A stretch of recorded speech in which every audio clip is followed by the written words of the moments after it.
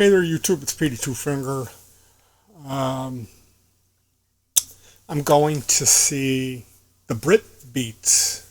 The Brit Beats is a Beatles tribute band, and that's happening at the Moraine Valley Community College.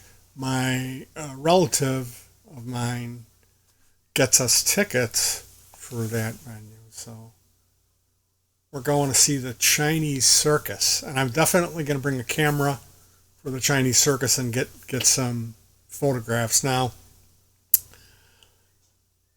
going to see the Brit Beats is super cool, and I'm so grateful and thankful for this relative of ours who gets us free tickets for music and other entertainment at the Moraine Valley Community Theater.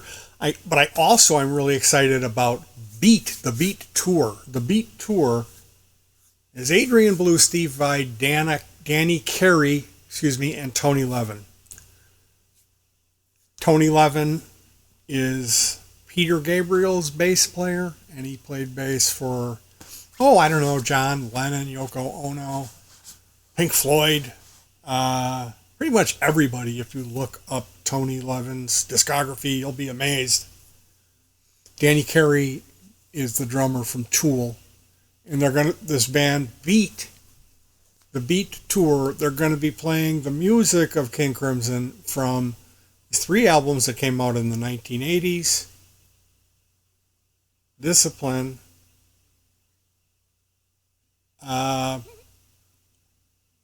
Beat, and Three of a Perfect Pair. These three groundbreaking albums. Basically, King Crimson was an entity that had come to a crossroads where it was either going to end or reinvent itself. And the band was able to reinvent itself, so it was all new members in the band. There's one guy who carried over from the old King Crimson, that guy being Robert Fripp, Englishman. And he makes some really unusual music. Robert Fripp is really talented and very disciplined and exacting and focused British musician. He sits on a stool in concert. He's very proper. He's got two huge racks of equipment in front of him that can turn the guitar around backwards and make it sound like spaceships are landing. He does soundscapes where he sits and runs his guitar through pitch shifters and delay boxes and chorus units and a bunch of stereo reverbs and delays, and fills the PA with these otherworldly soundtrackscapes where you come into the concert to take your seat. Often you're treated to Robert Fripp's soundscapes, and company like Microsoft brought him in when they were working on sounds for Windows 95. Robert came in with his guitar and his racks of equipment, and they had a recording session and spoke about the concept of sound for the operating system, Windows 95. So King Crimson, two different bands. There's the old stuff, and then there's the 80s stuff with Baloo. And they did some more stuff in the 90s. There's a song called Dinosaur. Got the most radio play. But when you're talking about King Crimson, there's a lot of people that remember them from the 60s of when Brian Jones died. The Rolling Stones did this concert where they let these doves go on stage in New York. It was the first concert for the Stones after Brian Jones died, and they had Mick Taylor playing guitar for the Stones, I think it was, in Central Park, and they had this free concert, and Mick Jagger was up there in his white suit, whoop, dancing around. Brian Jones is dead, beep bop luda. And then King Crimson came out and did 21st Century Schizoid Man and blew everybody's mind in the park. So they had all different people from Yes and ELP are all in King Crimson, and it's they got Jean-Luc Ponty in there. I don't know who it is, some guy on violin, and they did this obnoxious progressive or prog rock. And a lot of weird operatic and jazzy stuff with King Crimson. Odd time signatures is another thing. And like really hard to play, some of it. Then when they reinvented themselves in the 80s, there was technological breakthroughs happening at the same time. So we have the first guy to ever use an electric drum kit was their drummer, Bill Bruford. He had the Simmons electric drums. Pew, pew. And not to be outdone, Robert Fripp had a guitar synthesizer. His guitar is connected to a computer with a synthesizer, and it figures out how fast he's playing and converts that to a note assignment via MIDI. So both of the guitar players had considerable arsenals of effects that they used and effects built into their amplifiers. Things like chorus and delay and reverb. And then the bass player, not to be outdone, he played a bass with a pedal board where he had stuff like auto wah, and then he had this thing called the Chapman stick, which is, it's like a plank. It's a touch guitar, so you play it by fingering it and you hold it upright. And there's an electric pickup in the bottom of this thing, and it's a split fretboard. On the first 5 strings are bass guitar strings going from small to large on the inside, and then there's 5 guitar strings going from larger diameter string fanning out to the finer gauge string. So it enables you to, a good stick player has got both hands going at the same time, and they're doing like 2 parts, you know. So King Crimson reinvents itself in the 80s, and like Tony Levin is really a creative guy, and he also sings and can just dominate with his funk-based stylings. He has these things called Tony Levin's funk fingers, and they're Velcro tubes that you Velcro onto your fingers, plastic tubes that come down about 1.5 inches, and then there's a rubber ball attached to it. So you take these 2 things, you Velcro them on your fingers, and you go like this, and you bounce these rubber balls off of your strings. And it makes a percussive, it's got a real distinct attack to the bass. So they do one song, it's like, kind of like, it sounds like the bass player is completely blown a spring and gone completely insane. So yeah, King Crimson, they did some of it's weird, you know, and Ballou sings a little funny. Ballou steps into the place of, now you're fronting a band and you've got to write the lyrics too. So he's graduating to the pinnacle of rock god. He's gone from a guy in a Beatle band to a stunt guitar player with all these effects and pedal effects and then effects built into his amp, and then coming up with unusual techniques of actually playing the guitar. So it's not just stepping on pedals. If you've seen Adrian Ballou do a guitar solo, it's very much like you're reading a comic book. It's like pow, zam, like things are happening that are not supposed to happen. There's stuff that's going in reverse, and there's things that have come that need to be fastened that are flapping in the wind. It's very much like a quick trip to the lunatic asylum. Ballou's guitar soloing. And Robert Fripp is able to do this mathematical thing where he would come up with these parts they would play, these rhythmic parts where they're like finger picking it. And every time the figure comes around again and you play it a second time, you eliminate the last note.